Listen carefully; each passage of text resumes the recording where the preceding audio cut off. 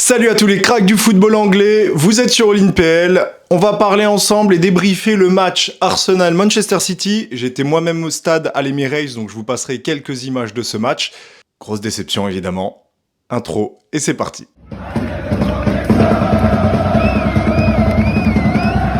Pense bien à t'abonner, à liker et à commenter cette vidéo, ça m'aide énormément et ça me permettra de vous proposer plus de contenu de ce type. Avant de débriefer le match en lui-même, je vais tout simplement vous montrer un petit peu ce que j'ai fait avant pour aller au stade, donc le passage évidemment par la boutique via Armory à l'Emirates, également un petit peu l'ambiance du quartier avant et les pubs tout simplement de supporters. Je vais vous passer quelques images, comme ça vous aurez une petite idée un petit peu de ce qui se passe, de comment est-ce que se déroule un match. Vous verrez également que j'ai pas vraiment filmé lors de la première mi-temps, parce que le but de Haaland, il est arrivé tellement vite et il m'a tellement dégoûté que j'ai mis une mi-temps à m'en remettre. Voilà. Je suis arrivé avec 3 heures d'avance au stade, donc tout simplement je me suis baladé un petit peu dans les ruelles parallèles ou autour du stade. Le père Arteta, il est déjà là. Voilà sur Holloway Road, direction le stade. Allez, la pression commence à monter. Comme vous pouvez le voir, à ce moment-là, dans les rues autour, pas trop de monde, mais devant le stade, il y avait déjà pas mal de monde. Je vais vous laisser ça sous forme de petit vlog rapide avant de débriefer tout simplement ce match. Allez, il est là. Quelle beauté ce stade. Direction l'Emirates. En tenue, voilà, full, Declan Rice dans le dos. On espère un gros match. Voilà, depuis Holloway Road, depuis l'arrêt de métro, The Armory. Donc ça c'est la boutique. On va aller y faire un petit tour, mais il y a déjà la queue devant.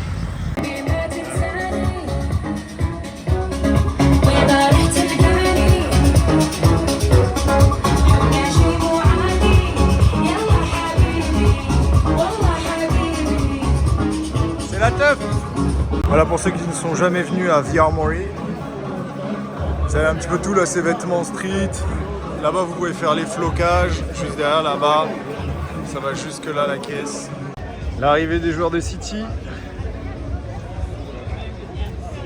Et ils osent faire des tours de rond-point, les salauds.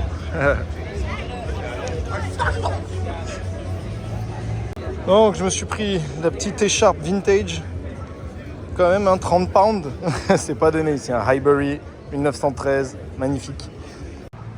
Bam, la fameuse affiche de Eze qui avait été saccagée par les fans de Tottenham. Petit Patrick.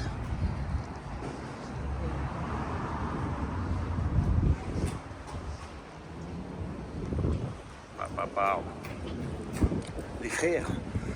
Le musée avec Gunnosaurus, si jamais vous voulez aller voir le trophée des Invincibles, il est là. Et la statue d'Arsène Wenger avec le trophée de la Première Ligue. Tony Adams, légende du club. Nous voilà devant l'enceinte de l'ancien stade Highbury, qui aujourd'hui s'est transformé en appartement et un fitness first ici, juste là. Donc une salle de sport dedans. Et là c'est des appartements de malades avec cours intérieur de folie. On voit pas là, mais en fait le terrain, ils ont gardé je crois une partie de la pelouse. Et c'est des appartements tout autour. Toutes les tribunes se sont transformées. Et là on va vers le Gunners Pub, un des bars les plus emblématiques pour les fans d'Arsenal. Deuxième fois que je vais au Gunners Pub. La dernière fois j'ai eu le droit à un superbe accueil. Mais il n'y avait personne. Là je pense que ça doit être blindé. On va voir ce que ça donne.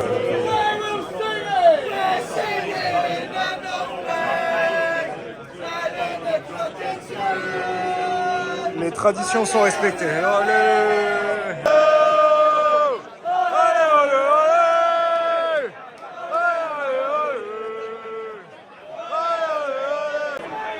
That's alright! We ain't Tottenham, we ain't Tottenham, we ain't Tottenham, we ain't Tottenham, we ain't Tottenham, we ain't Tottenham, we are Tottenham haters. I'm a gooner now. La la la la la la la la la la.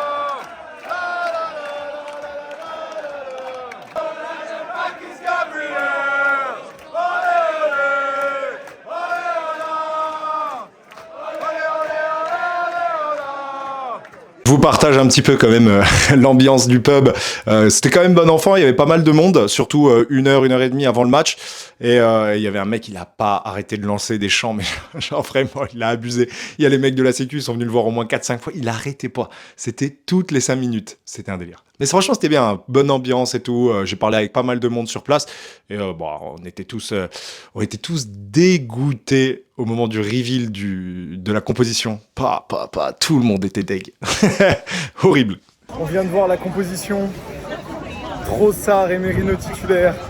Tout le monde est dégoûté, tout le monde arrive presque la tête baissée. J'espère qu'on va faire un gros match. Hein. Putain, là, c'est pas possible. Allez, comment you gonna?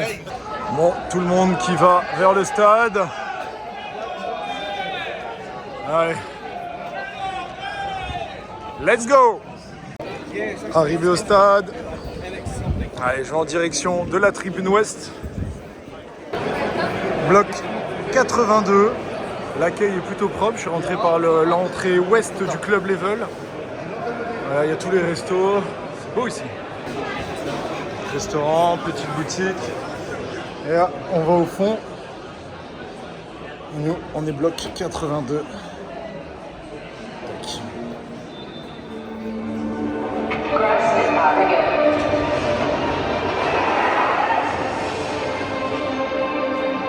Magnifique. Voilà ma place pour le match. Là-bas, il y a Manu Petit, il est là. Magnifique.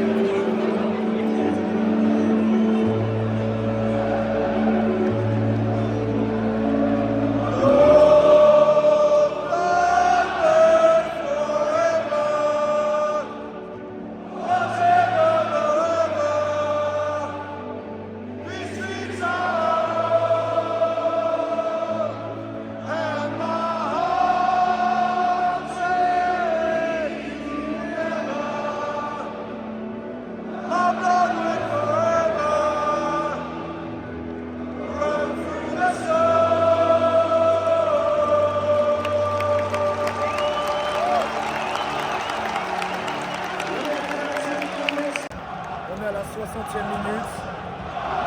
Je n'ai pas filmé le but qu'on s'est pris par City parce que je l'ai trop mal pris. Donc la 60e minute, 1-0 pour City et on a un coup franc, un corner plutôt. Bon, espérons que ça s'arrête. Il faut qu'on revienne là, c'est plus possible.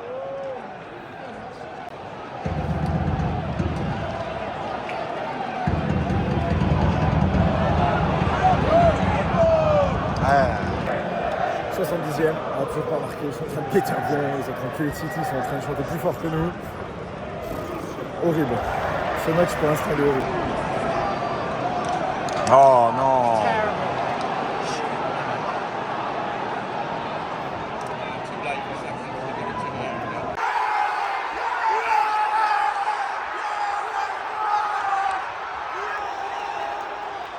Vous êtes prêts à voir la déception? Putain de vin.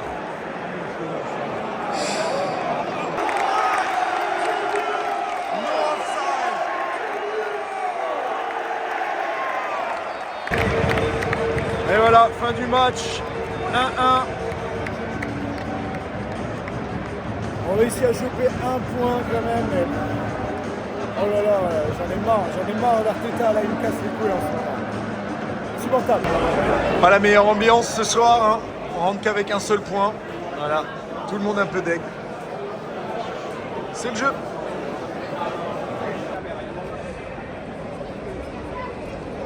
Ah Henri. Pas prêt de le ressoulever ce trophée, hein. Putain. Notre cher numéro 10, Bergkamp. Et sa magnifique touche.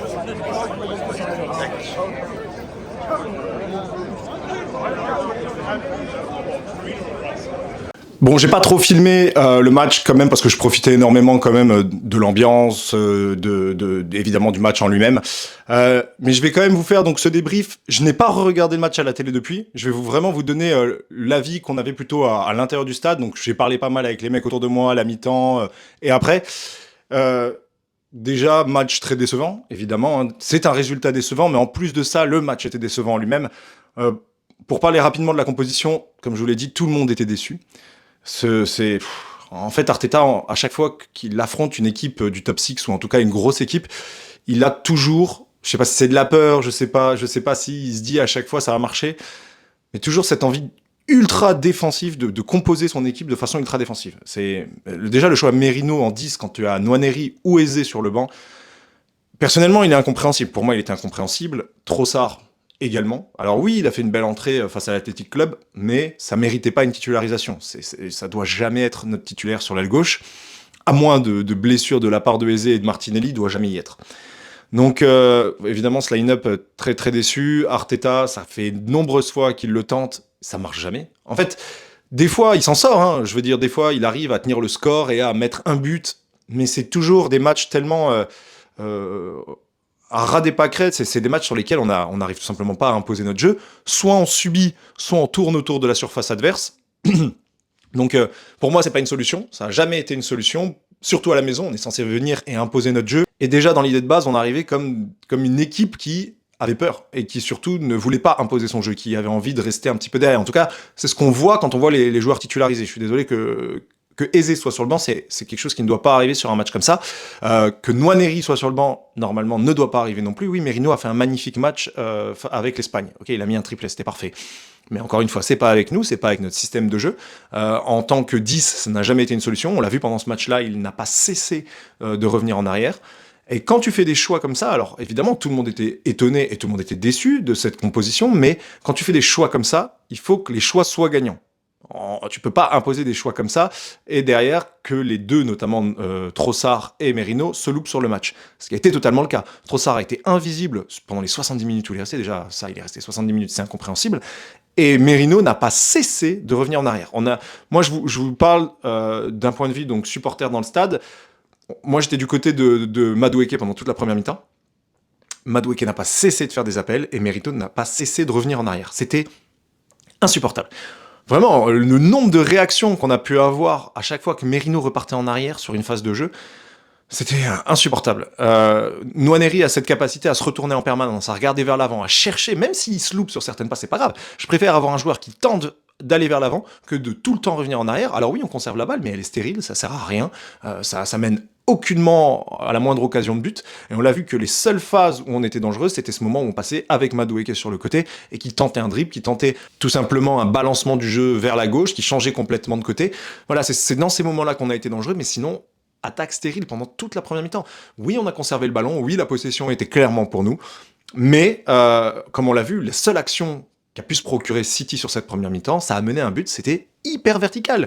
On a tout de suite eu un Haaland qui se projetait vers l'avant, et notre défense un petit peu au ras des pâquerettes. Haute surprise, titularisation de Saliba, alors que Mosquera montrait plutôt un bon visage sur ce début de saison. Franchement, je trouvais qu'il était bon. Je trouvais que Saliba, c'était peut-être précipité de le faire revenir après une blessure, surtout dans un match aussi important. Alors, ce choix-là, à la limite, je peux le comprendre, parce qu'il a l'habitude de ces grosses rencontres. Mais ça nous a prouvé que finalement, c'était peut-être pas la meilleure idée parce que Saliba n'a pas été l'un des meilleurs joueurs sur le terrain, n'a pas été au niveau qu'il a pu nous montrer sur les derniers matchs ou les saisons précédentes. Donc déçu également de ce choix-là qui n'aurait, à mon avis, pas dû être fait. Pour moi, le line-up parfait, c'était un Eze à gauche, un Nwaneri en 10, ou alors un Eze en 10, un Martinelli en gauche, même si Martinelli, personnellement, je suis pas fan, donc j'aurais préféré Eze Nwaneri, et laisser un Mosquera qui plutôt fonctionnait bien avec Gabriel sur les derniers matchs. Et pour moi, on avait le line-up parfait pour imposer notre jeu. On est à la maison, on est face à City. La dernière fois qu'on les a rencontrés, on les a battus 5-1. On sait qu'ils sont en remise ils reprennent un peu de l'énergie, ils reprennent de la confiance sur les derniers matchs. On doit les tuer. On doit les tuer, ils arrivent à la maison, on doit les tuer. Et non. Non, on décide de passer d'un côté, de l'autre, tout doucement, en tournant autour de la surface, en se montrant aucunement dangereux, en ne tentant aucune frappe de loin. Ça aussi, il faut qu'on arrête. On a un nombre d'opportunités de frappe de loin, alors qu'on a des bons tireurs abusé. Vraiment, on a un nombre de possibilités de frappe exagérées, et on ne frappe jamais. Soit on regarde sur les côtés, soit on repasse par l'arrière, mais à aucun moment il y a une tentative. Sauf quand on est dans la précipitation, voilà, quand on est mené au score, là, bizarrement, on va se tenter un peu plus. Mais pourquoi en arriver là pour commencer à réagir ? C'est insupportable. Donc, évidemment, première mi-temps très décevante. On se prend ce but-là sur un contre-éclair La défense, elle est aux abois sur ce moment-là. Notre attaque, elle produit rien, elle ne propose rien. Il n'y a que Madueke, mais Gyökeres invisible sur le match. Trossard invisible sur le match. Merino, que des mauvaises décisions. Zubimendi absent. Voilà, Zubimendi, forcément, quand il est accompagné de Merino, quand Rice est encore derrière. Enfin, mais Rice était tellement bas sur ce match-là que j'avais l'impression qu'on était sur une défense à 5.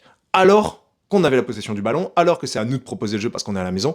Voilà. En fait, j'ai l'impression qu'on a fait une Liverpool, c'est-à-dire on a fait comme quand on est à Liverpool, on a mis un bloc défensif et on a fait comme Liverpool. On n'a pas proposé de jeu, mais on avait la possession du ballon. On proposait pas grand-chose et on attendait qu'un coup du sort, comme un coup franc pour Szoboszlai, et pour un de nos joueurs, décante le match avec tous les corners qu'on a pu avoir, qui ont d'ailleurs aucune combinaison n'a marché. La première mi-temps, elle m'a mis un coup derrière la nuque. Alors déjà que j'étais dégoûté avant, la mi-temps, elle m'a haché. On allait boire un coup, ça nous a fait du bien. On s'est dit, allez, en deuxième mi-temps, on va revenir fort. Là, on voit des changements. Eze qui rentre, super. En position numéro 10, Merino qui sort, très bien. Et Madueke qui sort à la place de Saka. Pah. Alors, sur le coup, on comprend pas. Déjà, moi, je suis dégoûté. Je dis, pourquoi Madueke sort? Fait sortir Trossard, mais Madueke à gauche. Bon, on a appris finalement que Madueke s'est blessé, donc il en a pour 2 mois, je crois, 2 mois d'absence pour blessure au genou. Encore une mauvaise nouvelle, encore une blessure, c'est insupportable. L'entrée de Saka était plutôt bonne, je l'ai trouvé en tout cas plutôt bonne. Eze, c'était un petit peu plus difficile sur le début de deuxième mi-temps, même si au final c'est lui qui délivre la passe décisive à Martinelli. Mais Trossard, il est resté beaucoup trop longtemps sur le terrain. 70e minute, je crois, il sort. C'est pas possible. Il a été invisible tout le long du match. Quitte à faire des changements, dégage-moi Trossard beaucoup plus tôt. À la mi-temps, ça part aussi avec Merino, avec Madueke. Et tu me remets une ligne d'offensive beaucoup plus intéressante, beaucoup plus dynamique, beaucoup plus avec de l'énergie, quoi. Saka, il a montré quand il est rentré qu'il en avait envie. Même si j'ai trouvé Madueke plus intéressant sur ce match-là, le retour de Saka est plutôt intéressant. Mais le fait de garder Trossard sur cette aile gauche qui n'a strictement rien proposé, encore une fois, c'était une erreur. Une grossière erreur d'Arteta qui continue à nous montrer que finalement il n'a pas envie de se remettre en question là-dessus, il n'a pas envie de tenter, il n'a pas envie de prendre de risques, il a peur en permanence. Voilà, dès qu'on affronte un gros bloc défensif et on attend. Sauf que la saison passée ça nous a porté préjudice parce que la saison passée, vu qu'on n'osait pas mettre beaucoup de buts, on prenait tout le temps un but, ce qui faisait que au final on faisait des matchs nuls, 14 matchs nuls sur la saison passée. On ne peut pas revenir dans ces mêmes critères-là avec un Liverpool qui déroule et qui a 15 points sur 15. Donc très déçu du coaching d'Arteta sur ce match-là. Du côté de City, on va dire qu'ils ont été bons dans ce qu'ils ont proposé. C'est-à-dire qu'ils sont venus avec une idée simple, défendre. Alors ouais, je trouve ça assez triste de la part de City, qui nous ont habitués à plutôt essayer d'imposer leur jeu, que ce soit à domicile ou à l'extérieur, mais on sent qu'ils sont en manque de confiance. Et en un seul contre, ils réussissent à nous claquer un but. Et encore, on a eu de la chance, parce qu'il y en a eu un début de deuxième mi-temps, je crois, où on a à nouveau un Haaland qui se retrouve dans une position favorable. Et heureusement, il loupe un petit peu sa frappe et Raya réussit à la capter. Mais encore une fois, gros danger, on a failli se prendre un 2-0. Et rien ne bouge. C'est insupportable. En fait, je commence à en avoir marre d'avoir une équipe avec un si gros potentiel et ne pas l'exploiter. On a le potentiel de mettre en place notre jeu face à n'importe quelle équipe, mais on ne veut pas le faire. Dès qu'il y a une équipe qui est à peu près à un niveau équivalent au nôtre, non, on oublie. On n'essaye pas de mettre notre jeu en place, on n'essaye pas de ramener des éléments offensifs, comme des Nwaneri, et on se met en full défensif avec ce milieu de terrain qui ne marche pas. Merino, Declan Rice, Zubimendi, ça ne marche pas, ça n'a jamais marché. Il faut arrêter. Foutez-nous un Nwaneri. Declan Rice et Zubimendi sont capables de maintenir cette phase défensive avec la ligne défensive de 4 qu'on a, Timber, Calafiori, Saliba ou Mosquera et Gabriel. On est capable de maintenir n'importe quelle attaque. Maintenant, proposons du jeu. Faut que nos 4 offensifs, que notre 10, nos 2 ailiers et notre attaquant de pointe proposent quelque chose. On va parler de Gyökeres. Gyökeres invisible sur ce match-là. Alors, oui, il a marqué 3 buts en 5 matchs. C'est bien. Moi, je suis plutôt content là-dessus. C'est ce qu'on attend de lui en soi. Mais dans le jeu, c'est pauvre. Alors, j'arrive pas à savoir si... Alors oui, si ses appels sont pas bons. De toute façon, il décroche très peu, il a du mal il était jamais dans le bon tempo. Quand Madueke se décalait, il se mettait plutôt deuxième poteau. Donc quand il faisait des centres ou des remises en retrait au premier poteau, il y avait personne. Ça c'est insupportable. Mais j'ai aussi l'impression que vu qu'on a Merino, vu qu'on a Rice, vu qu'on a Zubimendi, alors Zubimendi est un bon relayeur, mais aucun ne le cherche dans la profondeur, aucun ne cherche à lui donner de ballon dans l'axe. Donc il est sevré de ballon tout le match. Voilà. Donc je comprends aussi que faire des appels dans le vent en permanence, ça fatigue, ça sert à rien, ça déprime, ça met un coup au moral. Donc ça aussi, je commence à en avoir marre. Je veux un Nwaneri. Si Odegaard est blessé, il faut que Nwaneri soit titulaire. Voilà. Il n'y a pas de choix. Merino, c'est sur le banc. Merino, ça rentre sur le terrain. Ça rentre sur le terrain en backup. Quand on a besoin de défendre et de conserver un score, ok. Mais sinon, il n'a pas à être titulaire. Donc ouais, là, gros coup de gueule, ça commence vraiment à me saouler, j'en ai marre. Sinon, ouais, l'ambiance feutrée, hein. On va parler un peu de l'Emirates. Moi, personnellement, j'ai chanté quasiment tout le long du match. Dès qu'il y avait un chant qui était là, je hurlais. Et tous les mecs autour de moi, il y avait un paquet de vieux. Ils se retournaient limite à me regarder, genre, qu'est-ce qu'il fait? Mec, on est dans un stade, tu payes ta place 300 balles et tu ne bouges pas de ton siège. Sauf quand il y a une action. Ça me rend fou. On est censé, enfin, moi, quand je vois les supporters en France, je suis allé en Turquie récemment, les mecs, ils chantent tous les matchs. Et ça, c'est l'ambiance que j'aimerais retrouver dans cet Emirates, en tout cas que j'aimerais trouver, parce qu'on l'a jamais eu à l'Emirates, mais cette ambiance qui venait d'Highbury. Et on l'a pas, c'est feutré tout le long du match. Je vous jure que pendant 30 minutes, on a entendu quasiment que les fans de City, et ça me rendait barjot. Ça me rendait barjot parce que personne ne bouge, personne ne chante, personne ne fait rien. Et c'est pas comme si on n'avait pas de chant. Et les seuls chants qui passent, c'est Arsenal, ça a chié. On répète le nom de notre club. Il y a l'hymne au début, il y a le North London Forever qui est très beau. Mais en dehors de ça, il y a rien. Il y a pas de groupuscule qui chante, il y a pas évidemment d'ultra. Les places sont trop chères, il y a aucune ambiance dans le stade, et ça me saoule. Alors ouais, quand on a marqué, le stade, il a explosé. Là, d'un coup, c'était une ambiance de fou, mais putain, faut que t'attendes la 88e minute du match pour faire ça. Bref. Sinon, un très beau match d'Haaland. Reinders, excellent match également, hein, de ce côté-là. Rodri, il était dans un fauteuil. Putain, c'était une facilité. Reinders, Rodri, ils ont rien eu à faire, quoi. Aucune agressivité sur le porteur de ballon. Dès qu'on était un petit peu agressif, on l'était trop. L'arbitre, il sifflait souvent à juste titre. Hein. Franchement, j'ai trouvé l'arbitrage pas mauvais, sauf sur le gain de temps qu'a pu faire Donnarumma tout le long du match, qui aurait dû se prendre un jaune, mais 1000 ans avant. Ça, c'était insupportable. Il y a eu aussi l'histoire avec Bernardo Silva qui a simulé tout. Enfin, bref, il y avait 2-3 trucs comme ça qui étaient chiants, mais dans la globalité, de mon point de vue, en tout cas, j'ai trouvé l'arbitrage pas mauvais. On peut parler quand même du coaching finalement gagnant, hein, l'entrée de Martinelli et de Eze qui nous amène le but en fin de match. Ça a évidemment fait plaisir, hein. Il fallait qu'on revienne au score, il fallait au moins qu'on ait ce point-là pour ne pas avoir 6 points et donc 2 matchs de retard sur Liverpool. Voilà, on a une défaite, un nul, c'est quelque chose de encore rattrapable. Il faut savoir quand même que Liverpool, pour l'instant, en dehors de nous, n'ont affronté aucun club du Big Six. Ils vont avoir Chelsea, Manchester United, City dans l'enchaînement octobre-novembre. Donc on verra après ça un petit peu où ils en sont. Mais en dehors de ça, voilà, un match décevant. On a eu la possession, mais une possession stérile. Voilà, on n'a rien proposé. On tournait façon handball autour de la surface. J'ai trouvé aussi City quand même assez décevant également. Hein. Cette envie de défendre absolument, de marquer le but. À un moment, ils étaient mais littéralement à 11 dans la surface. Alors ça me fait un peu rire quand même, parce que quand nous, on était à 10 contre 11 en fin de match et qu'on gagnait 2-1, qu'on se prend ce fameux but dans les dernières secondes... je crois que c'était de John Stone, pardon. Là, ça se moquait de nous parce qu'on parquait le bus, mais là, 11 contre 11, ça parque le bus également. Donc ouais, quand même un City décevant, mais qui, sur le peu d'actions qu'ils ont eu, ont réussi à être tranchants. Jusqu'au bout, vraiment dans les dernières minutes, je me suis dit que ça finirait sur 1-0 à City et qu'on allait perdre à la maison, un match aussi important. Là, il va falloir vraiment qu'Arteta se ressaisisse, il va falloir vraiment qu'on remette en place un jeu offensif, qu'on ait les couilles tout simplement de mettre en place notre jeu, quoi. Et qu'on vienne pour dominer l'adversaire, et pas juste pour dominer la possession, pour ne pas encaisser trop d'occasions, parce que comme on le voit, le peu d'occasions qu'on subit peuvent tout simplement se payer cash. Et c'est ce qui a été le cas, on connaît la qualité de Haaland. Évidemment, le positionnement de Saliba n'était pas bon, mais bon, voilà. Sinon, ça reste toujours une très bonne expérience de venir à l'Emirates, hein. L'ambiance, je parle pas du stade, mais l'ambiance autour est plutôt sympa, les gens sont cool. Le bar avant, si vous pouviez y aller au Gunners Pub, il y a vraiment une super ambiance là-bas. Mais le stade, ça en manque. Ce match m'a déçu. Je suis sorti avec un petit goût amer quand même, avec ces 5 points de retard sur Liverpool. Ça nous met pas dans une bonne disposition pour la suite du championnat. Et on espère en tout cas un regain. Là, on joue Newcastle ce week-end à Newcastle. On sait à quel point c'est un déplacement difficile. J'espère vraiment qu'on va se ressaisir et que cette fois, on va y aller avec une envie de domination sur ce match-là. On ne doit pas encaisser de but sur ce match-là, et surtout, on doit en marquer au moins 2. Enfin, faut qu'on montre qu'on a la capacité, si on est prétendant au titre, de marquer beaucoup de buts face au gros du championnat, et qu'on est capable de dominer ce genre d'équipe. On voit que Liverpool s'en sort à chaque fois au ras des pâquerettes. C'est bien pour eux, mais nous, il faut qu'on montre qu'on est capable de dominer le jeu de A à Z. Un match, ça dure 90 minutes. Pendant 90 minutes, on doit être la meilleure équipe sur le terrain. Liverpool, pour l'instant, ne l'a pas montré, mais a été capable d'engranger tous les points possibles. Moi, j'attends de voir face au gros, parce que face à des Tottenham, face à des Chelsea, face à des United, bon, peut-être pas United, mais face à toutes ces autres équipes, s'ils continuent à jouer comme ils ont joué face aux autres clubs en dehors de nous, ils s'en sortiront pas. Donc il y a des points à les récupérer, forcément ils vont en perdre sur cette route, maintenant à nous de faire la trajectoire la plus parfaite possible, et pour ça il va falloir une remise en question de la part d'Arteta.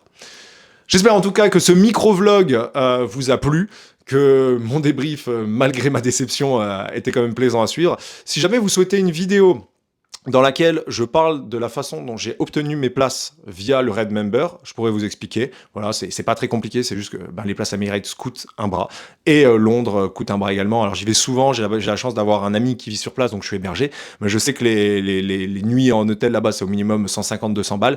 Donc voilà, faut avoir le porte-monnaie bien accroché, tout coûte cher là-bas, donc préparez-vous. Et en tout cas, je vous souhaite à tous une très bonne fin de semaine, d'ici vendredi pour les pronos. Peace.